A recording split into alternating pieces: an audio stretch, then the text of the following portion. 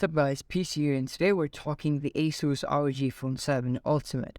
On the spec sheet, it has everything that you want. It has the fastest commercially available chipset for Android, which is Snapdragon 8 Gen 2, up to 16 gigs of fastest LPDDR5X memory, fastest UFS 4.0 storage, up to half a terabyte, and a gorgeous 6.7-inch 165Hz display, and a massive 6000 mAh battery, and which supports up to 65 watts of fast charging, and surprisingly has two separate USB-C ports.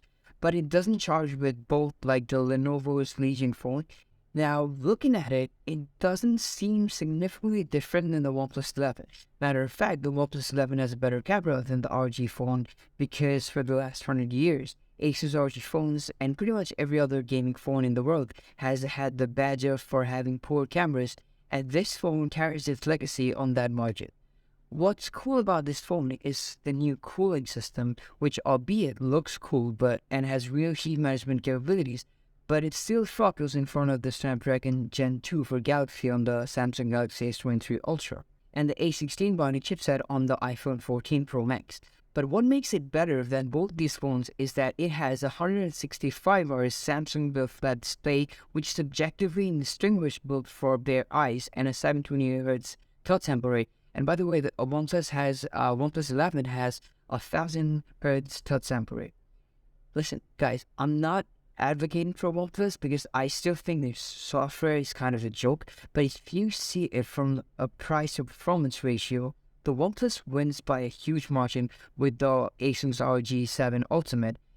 Now, the battery system is a split battery layout where you have 3000 mAh on each side, and both can be fast charged with 65 watts parallel, which gives it a mileage of 0 to 100 in like 45 minutes. But it doesn't have wireless charging. I don't know what to say, guys. A kidney worth phone in 2023 doesn't have wireless charging. Well, that's a shame. But what it did manage to retain is a 3.5mm headphone jack so that you can enjoy your games with no latency. Now let's talk about the Aero Active Cooler thing.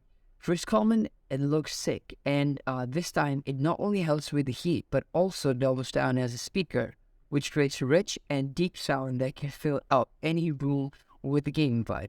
Talk about the device's design because you all know it. They have a sick customizable display on the back, and the phone, and it's easily distinguishable as a gaming phone.